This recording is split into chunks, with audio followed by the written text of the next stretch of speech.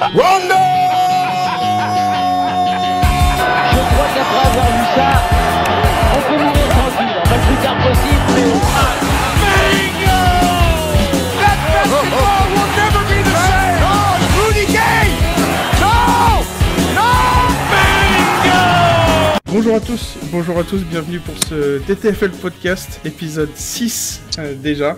Retour sur le deck numéro 4, le TTFL Podcast, le seul podcast 100% TTFL et passion, basket en général. Du coup, ce soir avec nous, pour m'assister, 3 laborantins. Donc Anna, bonsoir Anna. Bonsoir. Comment vas-tu? Ça va super, ça fait longtemps. Ça fait longtemps, c'est vrai. Avec nous également Adrien, aka Roudou, comment vas-tu? Tranquillement, ça commence à devenir une habitude. Une petite habitude, la petite habitude du dimanche soir, ça c'est le but. Et donc avec le troisième laborantin, c'est moi, votre serviteur Cédric, aka Don Papa. Avec nous également ce qu'on appelle nos consultants sport dub, Isma le Breton, comment vas-tu? C'est messieurs dames, bonjour, ça va bien? Bah très bien, et toi comment va Jimmy Butler? Très bien, magnifiquement bien, qu'il aille bien, qu'il continue d'ailleurs, qu'il continue d'aller bien là-bas où il est très bien là-bas. D'accord, on en reparlera peut-être un peu plus tard, Oh, oui. parce que ça va impacter la TTFL, ça c'est sûr.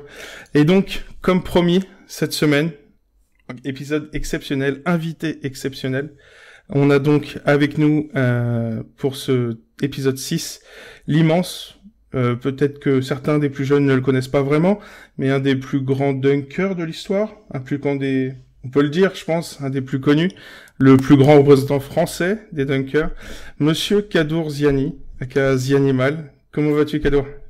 Ça va super bien. Je suis vraiment enchanté d'être là avec vous et puis super curieux. En même temps, j'ai hâte de vous entendre parce que j'y connais absolument rien. Donc, pour le dire, c'est que, alors déjà, première chose, je te l'ai déjà dit en préparant cette émission, mais c'est un immense honneur en tant que trentenaire qui a suivi un petit peu. Voilà, tu nous as mis des étoiles plein les yeux pendant des années. Et donc, en tout cas, c'est un immense honneur que tu nous suives parce que là-bas, c'était ça, l'histoire. Et que tu nous fasses confiance parce que tu as été le premier à nous dire oui. Premier invité à accepter de venir alors que l'émission n'existait même pas encore, pour le dire. Je vous raconte les coulisses. Et donc, Kadour, on va dire, l'histoire du dunk en France, ça a quand même une bonne partie grâce à toi. Et donc, pour le petit surnom Zianimal, on avait mis des liens aussi quand on avait annoncé ta venue, on avait mis des liens vers les différents documentaires qui te sont un peu, comment dire, qui sont sur toi, sur ta vie, dédiés à ta carrière. Et du coup, on va parler de ça, du passé, mais aussi de l'avenir, parce que tu as plein de projets, notamment dans des écoles, on te voit faire le tour un peu de tout ça. Donc on va parler de tout ça en interview tout à l'heure. Ouais, c'est gentil de m'avoir vraiment invité et tout ça. Je suis super flatté et puis même si c'est vrai, le dunk c'était une carrière, un truc de fou. On a vécu une aventure de fou. Et c'est vrai que je me rends un peu compte a posteriori quand je vois les retours que j'ai fait. Moi, je suis quelqu'un qui oublie, qui passe vite à autre chose. Et puis parce que la vie c'est devant soi. J'aime pas vivre sur le passé et tout. Mais quand je vois des retours, tu vois, t'es obligé de prendre des choses dans la gueule. Excuse-moi, mais c'est ouf. Tu vois, je me dis waouh, ça prend une dimension. De l'impact en fait. Ouais, et puis c'est ça qui est fabuleux parce que c'est comme si tu revivais à voir comme t'as eu des effets sur ou influencé ou c'est un pouvoir qui je sais pas, tu vois, c'est comme tu plantes une graine et après tu reviens des années plus tard, il y a un gros champ à plein de avec plein de passionnés. On parlera de passion passionnés, ensemble. En tout cas, merci à vous, merci. Merci à toi. Du coup, le menu pour cet épisode, comme d'habitude, d'abord un petit retour sur le deck numéro 4 qui vient de s'écouler. Donc après les montagnes russes du deck numéro 3, là c'est quand même un deck spécial Néfin, on peut le dire. Donc avec beaucoup de surprises, des gros scores et beaucoup de carottes comme on aime bien les appeler. On aura ensuite l'interview de Kadour comme on dit, j'avais donné le titre de Saint-Dizier à Chicago, de dunker devant les poubelles à dunker devant Vince Carter. On va parler de tout ça. Et puis pour terminer, comme d'habitude, le coin des experts avec la preview. On essaye la plus complète possible du tech numéro 5 qui arrive donc dès demain. Ensuite, pour commencer, juste avant de passer donc à l'apéro, on voulait vous rappeler 2 petites choses. Déjà, merci pour le concours. Plus de 3400 retweets, je crois, 3400 participants. On a tiré, c'est un certain Polo qui a gagné hier. Donc il a décidé, vraiment, il fait partie de la team Raptors. Donc il a décidé d'avoir son petit t-shirt vintage Raptors. Et puis donc voilà, donc on est très content de lui faire plaisir, très content d'avoir que ça ait bien fonctionné. Et puis donc merci et bienvenue à tous les nouveaux qui nous ont rejoints depuis du coup. Et puis deuxième chose, n'oubliez pas le lab recrute. Donc on va retweeter ça ce soir et on vous laisse jusqu'à lundi ou mardi pour postuler. Et déjà merci aux 11 ou 12 je crois qui ont postulé. Donc on va vous répondre très vite et puis bientôt on aura donc deux nouveaux laborantins avec nous. Du coup on est prêt tout le monde? Vous êtes prêts? Ouais. Et ben on passe, et donc c'est l'heure de l'apéro. C'est l'heure de l'apéro. Donc on est parti pour l'apéro comme d'habitude. Pardon. On commence comme toujours par un petit 5 majeur pour présenter notre invité. Donc petite interview extrêmement rapide. Kadour, raconte-nous ton équipe préférée déjà. Est-ce que tu as une équipe NBA dans le cœur? En ce moment, la NBA, je suis. Même historiquement, voilà. C'est Historiquement, ça a toujours été les Bulls. les Bulls. Moi, On se demande pourquoi, les dis donc. Michael Jordan. C'est la génération. C'est le point de départ, c'est le postulat, c'est la première pierre. C'est Jordan le Baptiste, c'est lui qui a tout. Et du coup, au niveau, même si tu suis pas beaucoup, est-ce que tu as des joueurs actuellement qui t'évoquent quelque chose qui, entre guillemets, t'es préféré? Joel Embiid, là, lui, complètement fou, je kiffe. Après, je suis un peu aussi ce que fait DeRozan, je suis content pour lui. Qui revient, qui a fait des superbes stats dernièrement.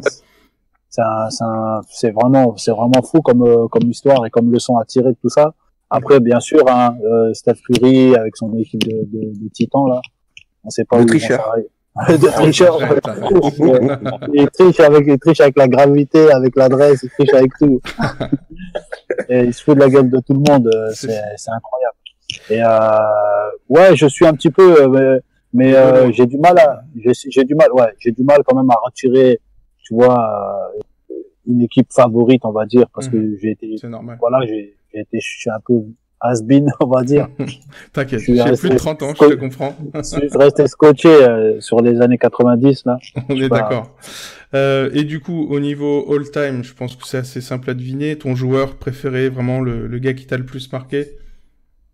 Jojo. Après, c'est Jordan. L'évidence. Après, ouais, pour moi, c'est du n'importe quoi. C'est l'archétype du basket. Pour moi, c'est celui qui a montré l'exemple dans pratiquement tous les secteurs. Défense, rebond, interception. C'est au niveau mental, au niveau travail, au niveau esthétique, la mode, la pub. C'est bon, le mec. Et toi, plus personnellement, du coup, parce qu'on va parler beaucoup de dunk aussi, ton dunk préféré, celui qui te faisait le plus kiffer, que t'as aimé, ou peut-être celui que t'as le plus fait. Est-ce que il y a un dunk en particulier qui te... Moi, le dunk de lancer franc, parce que... par rapport à moi, mon dunk à moi. Ou peu importe, ou ce que t'as pas pu faire, ou peu importe. Le dunk de lancer franc, j'ai bien aimé. Sinon, pour moi, le dunk, l'un des plus gros dunks, c'est le dunk de Carter sur Weiss. Ça, pour moi, c'est un truc de ouf. Parce que c'était un moment inattendu dans les JO, sur une action improbable. Enfin, bref. Et puis, il y a eu le dunk, il y a plein de dunks, mais le dunk de Jordan sur Ewing aussi, ça a été fou. Avec le regard derrière. Ouais, ça, j'ai... Après, la trace, je crois. Après, il y a le dunk que j'aurais aimé faire pour vraiment montrer que dans l'absolu, qu'est-ce que c'est le dunk pour moi. Ça aurait été de mettre un 3-6 par-dessus une voiture. Là, ça aurait, pour moi. C'était un peu l'objectif. Ouais, le dunk de fou, genre dunk or die. je mets ma vie sur le parquet et je tente un truc vraiment. C'est beau. Comme ça, c'est dur à être, parce que le truc, faut pousser la chose tellement loin pour donner, que ceux qui ont envie de te suivre, tu vois, tu leur fais peur, tu vois. C'est ça. Parce que le dunk, c'est pas juste une histoire de pousser tes limites, quoi. Exactement, c'est pas juste une histoire d'illusionniste. Genre, tu fais des petits trucs tu vois, juste inédit, nouveau pour être nouveau. Non, il faut qu'il y ait de la détente, faut que tu partes de loin, faut qu'il y ait de l'esthétique, la gestuelle, faut qu'il y ait une part de risque, faut que tu joues ta vie. Tu vois, je veux dire, c'est comme incroyable mais vrai. Il faut que tu t'en réchappes, tu vois. C'est ça. Ok, et bah superbe déjà. Ça vend du rêve déjà. Du coup, même si effectivement tu joues pas encore à TTFL, c'est vrai que par manque de temps, on en a déjà parlé, mais t'as vu qu'on était donc l'équipe de passionnés. On va parler un peu de ce qui s'est passé là dans le jeu, en tout cas de les scores qui sont passés là sur cette semaine. Et on a préparé chacun un top ou un flop parmi les différents pics. Du coup, on a Anna qui nous a préparé son top ou son flop. C'est quoi pour toi cette semaine? Pour moi, mon top, c'est Embiid contre Charlotte, qui nous a sorti 85 points en TTFL. Il m'a fait kiffer. Franchement, c'était incroyable. T'as kiffé? J'avoue, j'ai regardé les highlights. Parce que, voilà, mais j'ai kiffé de ouf ce que j'ai eu. Franchement, les highlights Embiid, quel bonheur. Franchement, 42,18 rebonds, voilà. Que demander plus, quoi. Et je t'avoue qu'en direct, c'était pas mal aussi. Ah, tu m'étonnes. Trop de lancers. Ah oui, après, c'est toujours le débat. Ouais, bon. Le débat avec les refs et tout ça. Mais bon, après, c'est comme ça. Après, comme je dis, on a parlé avec certains sur Twitter. C'était bon. Après, le problème, moi, ce qui me dérange, c'est que ça revient toujours à cette histoire de lancer franc. Mais après, il y a aussi le fait que c'est un des joueurs les plus dominants depuis longtemps, qui joue énormément en pourcentage à l'intérieur de la peinture. Je crois que c'est plus de 40 ou 50% des tirs qu'il prend sont dans la peinture. Donc forcément, t'as des contacts. Si t'as des contacts, forcément, tu provoques. Il fait partie de ceux qui jouent le plus. Donc bon, effectivement, moi, je suis d'accord. Hein. Moi, je le kiffe aussi parce qu'il sait tout faire. Ah bah la technique, c'est magnifique à voir. Et du coup, Adrien, toi, t'as un intérieur aussi, je crois. Un mec qui doit prendre aussi beaucoup de tirs dans la peinture. Il s'appelle Hassan Whiteside. Il nous sort à 67 points venus de nulle part contre les Spurs. Monstrueux. Il a été monstrueux sur ce match. Ouais, c'était impressionnant mais en plus, il était à, 50 à la mi-temps, quasiment, si je me souviens bien. Oh, je sais plus, franchement. C'était ça, il me semble que il était à 49 ou 50 à la mi-temps, 49. Ouais. Il était à 8 contre à la mi-temps, quoi. Oui, c'est ça. On avait tweeté sur les histoires de record, puisque c'est le seul qui avait fait des triples-doubles avec bloc, à Miami. Ouais, exact. Ça dans notre, c'était assez ouf. Isma, toi, du coup? Ah, bah, moi, je vais rester c'est contre Miami. C'est Drummond, point qu'il a mis contre Whiteside, justement. Je pense que le mec, il a loué son cerveau, quoi. Et le Embiid, il est passé par là, il lui a montré comment faire. Le gars, il te l'a bouffé. Ouais. Mais c'était génial à voir. Et c'est un petit coup de cœur parce que je l'ai piqué lundi. Alors, c'est vrai que c'était, j'ai vu ça, le réveil, je sentais que la semaine allait être bonne. Je sais pas pourquoi. Oui, forcément. Quand tu commences par un 50 le lundi matin, c'est toujours une belle semaine qui commence. Et du coup, perso, on était obligé d'en parler. La carotte de la semaine. Ah ouais. Alors, il a pas été énormément pique, je crois, il a été pique par environ 130, 150 personnes. Je me souviens plus exactement. On avait noté ça. 130, ouais, voilà. C'est une carotte royale. Monsieur Carmelo Anthony, petite dédicace à RF, on t'aime fort. Le -9 contre OKC, combien de personnes, voilà, tout le monde s'est dit, ouais, il va revenir, ça va être bien, il va être vénère, il va... Voilà. J'avais dit 2 sur 12 à 3 points pour Carmelo sur le Discord. Il a fait 1 sur 11. J'étais pas loin. Hein. Ouais, t'étais pas loin, bien. Non, mais -9. Mec, non, faut le faire. Non, mais... Alors, C'est pas il fait pas parmi des records. On avait suivi ça. Les records sont, je crois, pour Houston, je crois que c'était moins 13 ou quelque chose comme ça, mais on n'était pas loin parce qu'à un moment il était même à moins 11, il me semble. Mais ouais, non, c'était fantastique. Et puis le mental, et puis la suite, enfin c'était génial. Donc voilà, ça c'était les petits tops ou flops. Du coup, on va passer au classement qu'il y avait ce matin. Classement joueur avec Isma d'abord. Oui. Alors du coup, petit changement dans le top joueur, c'est Bastos49 du coup qui est leader à 46,8 points TTFL. Petite dédicace à Corbonara. Ouais, monstrueux. Par contre, 46 points, voilà, faut y tenir quoi. 46, ça a bien descendu. On est passé sous les 50 déjà. Oui, bah ouais, moi j'aimerais bien voir ça quand même. Moi j'ai vraiment descendu aussi, donc. Et petite dédicace à Corbonara, qui est toujours dans le top, mais bon, voilà, je suis déçu. Voilà, il aurait pu faire l'effort de rester premier. Je suis déçu. On est tous déçus. Du coup, au niveau classement équipe avec Anna cette semaine, dis-nous un peu avec cette semaine, c'est toujours la team Narbonne qui est première. Donc, elle a l'habitude, cette équipe-là, pour le coup. C'est un truc. Mais elle est, non. Exceptionnel, mais par contre ils sont suivis de près par la team d'Atas et faut faire attention parce que là du coup les joueurs ne reviennent que en fin de semaine, donc les choses peuvent encore changer très rapidement, ou bien la différence peut s'accentuer, on verra. Petite dédicace à Zone de Conf aussi qui est 3e, pas mal, qui est pas loin non plus, vraiment ça se joue dans un mouchoir de poche. Les fans de Kevin Durant. Ouais, grave. Et des Marcus Cousins. Ouais, ils sont deux. Donc voilà. Je crois que c'est 5e, il y a Next Chapter.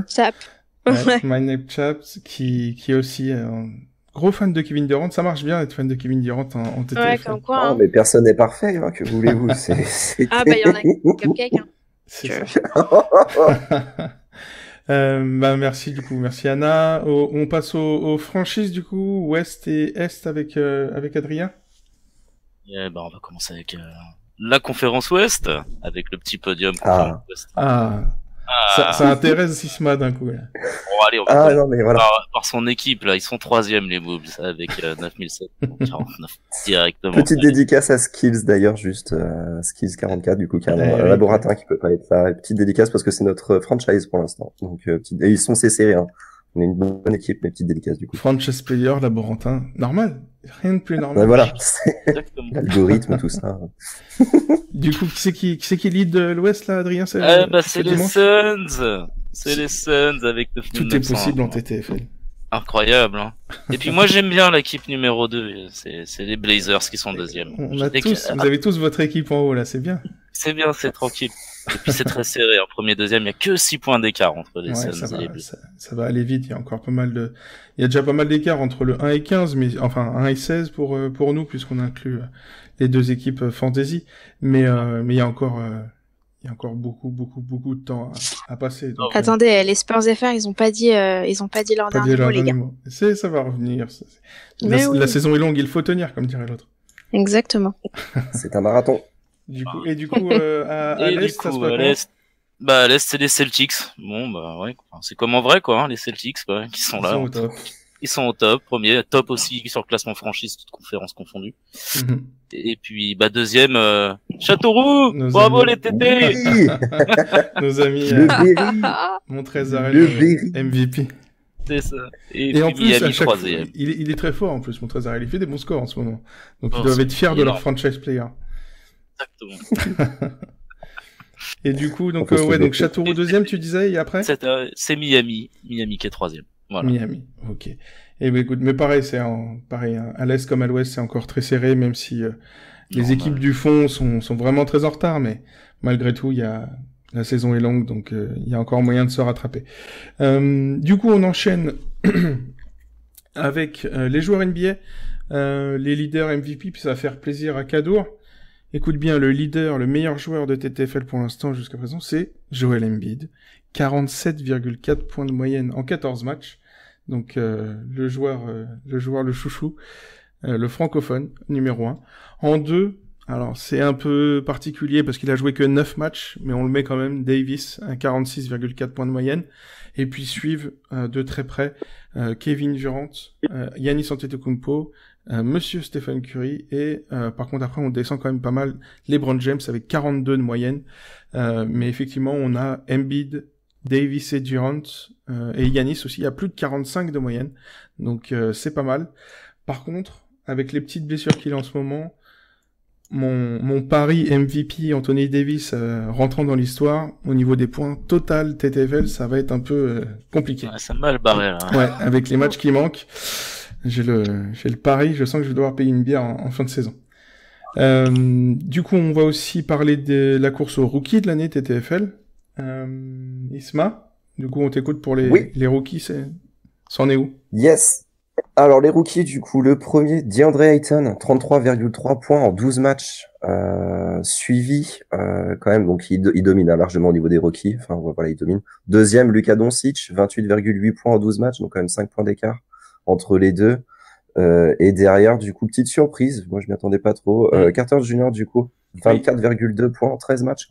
Dédicace à la Bulls Family, mais il a beaucoup progressé là sur ces derniers temps, il fait de plus en plus de scores là. Et il monte en flèche en fait. Je pense que c'est surtout ça. On l'a pas tellement vu venir. Surprise. Ouais, il monte bien. Et ensuite du coup, on a le podium et après. Ouais, ensuite on enchaîne du coup avec Trae Young, 23,9 en 12 matchs.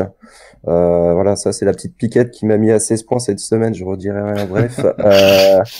Et voilà. Et Marvin Bagley du coup, Bagley du coup qui est à 19,6 points. Donc on voit vraiment qu'il y a un écart avec Ayton. En fait, c'est ça, t'as vraiment Ayton, ensuite le trio Doncic, Carter, Young, du coup, et puis vraiment en dessous, après, Bagley et les autres. Ouais, voilà, c'est le petit spot, quoi, voilà, mais Ayton, pour un rookie, 33, moi je prends quand même, si vous voyez ça en fond de deck, c'est sympathique. C'est très sympa. C'est sérieux. Après, moi, il me l'a mis à l'envers contre les Nets, mais bon. On en parlera plus tard. Non, mais forcément, tu sais, c'est la logique, tu vois, c'est quoi, c'est Jokic qui fait un match à 1 tir, le match d'après, il fait 70. Oui, c'est ça. Ouais, c'est ça. Non, mais c'est ça, et tu prends Ayton contre les Nets, donc le gars fait 33 de moyenne, en plus il joue les Nets, donc normalement, il doit taper un 36, 37 minimum.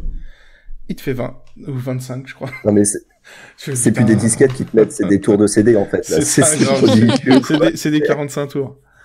Mais non, c'est ouf. Totalement ça. C'est assez ouf. Du coup, on termine cette première partie, avant de passer à l'interview de Kadour. Dernière partie sur le deck numéro 5.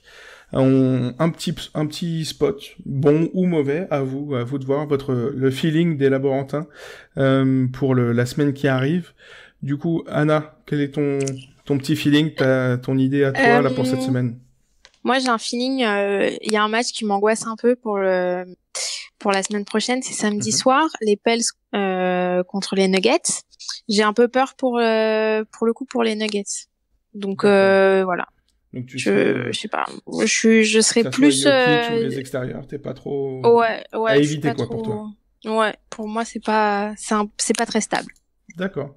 Ouais, après c'est vrai qu'effectivement entre Davis à l'intérieur et Jrue à l'extérieur qui défend bien, c'est toujours un peu compliqué. Craint. Mais statistiquement, pourtant les Pels prennent pas mal et défendent pas top. Donc bon, c'est vrai que ça va être compliqué. Mais je pense que ça peut être un peu casse-gueule pour Jokic pour le coup. Oui, là c'est contre Davis, c'est toujours un peu compliqué. En même temps, pour qui c'est pas compliqué contre Anthony Davis. C'est ça. Voilà. C'est ça. Du coup, Adrien, c'est quoi ton petit feeling, ton coup de cœur ou ton coup de blues là de la semaine qui arrive? C'est plutôt un conseil en fait, je dirais. C'est par rapport à un certain trade qui vient de se passer. N'est-ce pas fallait en reparler un petit peu quand même parce que ça peut impacter la TTFL. Évidemment. Et donc Butler arrive à Philadelphie pour ceux qui pour ceux qui n'auraient pas suivi, ce qui m'étonnerait qu'il y en ait beaucoup qui soient pas au courant. Et donc bref, à partir de mercredi, logiquement, il devrait jouer Butler avec l'effectif de Phila. C'est ça. Et donc moi j'éviterais de piquer un Butler ou un Simmons à partir de mercredi jusqu'à un temps indéterminé. On verra ça, comment l'intégration de Butler va se passer et savoir qui va être le premier lieutenant entre Butler et Simmons. C'est surtout ça, en fait. La prudence pour le côté... pour voir comment ça va se c'est la répartir. merde. Pour la répartition des tickets shoot, etc. C'est toujours ça, un peu compliqué. voilà. Comme en début de saison, des fois, quand il y a des changements d'effectifs assez prononcés, de prendre le temps de voir comment ça se stabilise. Et puis, on va suivre ça, du coup. Ok, et ben du coup, donc prudence pour le duo Butler-Simmons, et puis même Philly en général, peut-être. Et toi, pour toi, Isma, du coup, t'as un bon spot, un mauvais spot, ou un conseil, du coup, pour le deck qui arrive? Ouais, alors vous remarquez, j'ai rien dit sur Butler. Hein. J'ai fait des efforts, c'est bien. Je me suis tenu. Non, moi, petit coup de cœur. Whiteside contre les Nets. Encore un pivot contre les Nets. Ouais, mais franchement, je kiffe pourtant Jarrett Allen. Vraiment, le style et le joueur, j'adonne beaucoup. Ouais, mais voilà, le gars, s'il peut me claquer un petit 20-20 là, dans les coins Whiteside, et il peut le faire. Je pense que ça peut être sympa pour moi, en tout cas. Ok, Whiteside, un classique. Eh ben écoute, moi, un peu moins classique, un peu plus second couteau, ça serait Vucevic dès demain contre les Wizards. On va dire que Howard physiquement est là. Défensivement, c'est un autre délire. Donc pour l'instant, je vois bien un petit Vucevic qui, après le risque, on l'a connu avec Adrien quand on l'avait pick, etc. Il y a toujours le risque du bench dans le cas où Bamba prenne feu un peu et donc il risque des fois de se faire bencher en quatrième quart-temps, l'ami Vucevic. Mais je trouve contre les Wizards c'est un bon spot. Donc vous et votre chance, on arrive en fond de deck pour ceux qui l'ont encore. Si on peut espérer un beau petit, je sais pas, 25-30 pour un fond de deck quand on arrive un peu juste avant, comme disait Anna tout à l'heure, que les premiums reviennent. Ça peut être un bon spot. Du coup, dernière info avant de passer à l'interview de notre ami Kadour. Les joueurs à éviter, les joueurs importants qui sont blessés ou à suivre de très près. Isma, t'as des infos? Oui, tout à fait. Ouais, vous m'entendez? Ouais. Très bien. Nickel. Alors les trois joueurs, donc c'est un certain Jimmy Diva, Jimmy B le deuxième et Jimmy Butler, s'il vous plaît. Évitez-le, fuyez-le même. Fuyez-le, ce joueur. Non, blague à part, c'est les trois joueurs à éviter, c'est donc Kevin Love, DMC et donc DeMarcus Cousins, Stephen Curry, du moins pour le milieu de semaine. Bon, Kevin Love, DMC, voilà, c'est leur blessure, mais voilà, Steph Curry, ouais, voilà. Blessure à l'aine, je crois, aux ischio. Oui, c'est ça, tout à fait. Tout à fait, donc pas de choses graves. Et je ferai même d'ailleurs un petit quatrième de tête. Ça, je viens d'y penser. Westbrook aussi, je sais pas ce que ça donnait. Ça, je suis aussi évité. Il est un peu plus tard. On en parlera à suivre au jour le jour. Mais oui, ça peut ressembler avec Curry, évidemment. Si on oublie les blessures de longue date de Kevin Love, DMC, oui, ça fait partie des suivants dont on va parler un peu après. Du coup. Voilà, quoi. Merci à tous pour cette première partie. On va passer à l'interview de Kadour. Pour ceux qui nous quittent pour la version courte, cliquez sur le lien d'à côté pour la version longue et l'interview de Kadour. Kadour, t'es avec nous? Je suis là. T'es ready? Je suis bien. Franchement, c'est intéressant. C'est dommage qu'on fasse une interview là. Moi, j'ai envie de connaître un petit peu plus mon élément là. Tu veux parce qu'on en parlera mais je vous laisse faire. Mais non, mais t'inquiète, on va en parler de comment tu nous as connus, ça parlera un peu aussi de TTFL. Allez, on est parti du coup pour l'interview de Kadour. C'est parti et puis bonne route à ceux qui nous écoutent pour la version courte, à bientôt. Merci à tous, à vous les auditeurs, à tous les fans du Lab. Donc merci de nous avoir écoutés. On se retrouve comme d'habitude sur Twitter, sur le hashtag TTFL évidemment, et donc le hashtag TTFL podcast. Toujours, si vous avez des questions, quoi que ce soit, pensez à nous taguer. À chaque fois, on essaie. Franchement, on est à je pense au moins 90%, 95% de réponses. On essaye de répondre à tout le monde. On se donne du mal en tout cas pour ça. On se retrouve évidemment à chaque fois pour ceux qui veulent sur Facebook. Vous avez toutes les actualités aussi. Sur le Discord de Trash Talk, on a souvent soit Adrien, soit Ben aussi qui est souvent là-bas. Isma aussi, je crois que t'es souvent sur le Discord de temps en temps. Tu passes là-bas, ouais. Tout à fait, ouais. C'est ça. Et grâce aussi à Anna sur le petit compte Instagram où vous avez souvent pas toujours le best pick, mais la photo utilisée pour le moment la petite récap. Donc, par exemple, on avait un sublime la clé, c'était ça? Ah oui, la clé. Ouais. Avec ce sublime Carmelo Anthony, avec son titre. pour les Rockets. Et voilà, donc en tout cas, on se retrouve sur tous les réseaux sociaux. Vous cherchez TTFLLAB et on sera là pour répondre à vos questions. Donc ce podcast sera disponible évidemment donc en version courte et en version longue, que ça soit sur SoundCloud, Spotify, YouTube, Ocha.com. Il sera sur trashtalk.co comme toutes les semaines. D'ailleurs, petit coucou et encore un merci à toute l'équipe de Trash Talk pour la confiance. Et du coup, voilà, n'hésitez pas à commenter, partager, liker, ça fera du bien au podcast, à la visibilité. Maintenant, on espère que vous avez fait vos decks, que vous êtes prêts pour la semaine. Petite info à part, normalement la semaine prochaine, pas de fermeture anticipée. Donc ça va déjà soulager les consciences. Et on aura plus d'infos au niveau blessures, etc. Donc ça sera normalement plus tranquille. Et donc voilà, en tout cas, ça fait très plaisir de vous avoir eu pour ce 6e épisode. La semaine prochaine, TTFL Podcast épisode 7 avec la team Kobe One, représentée par Méline la semaine prochaine. Donc on a pris rendez-vous et on est ready. Les anciens vainqueurs, comme tous les autres, seront mis à l'honneur. Du coup, merci Kadour. Merci à vous, bye bye. Gardez votre passion intacte là pour la NBA, ça me fait plaisir. Et toi aussi, du coup, on se retrouve pour la version longue du film. Ouais. Et puis ça vient au mois de mars. Au mois de mars, donc on vous tiendra au courant. Merci Anna, merci Isma, merci Adrien, merci à tous. Ouais. Du coup, le TTFL Podcast épisode 6, c'est terminé.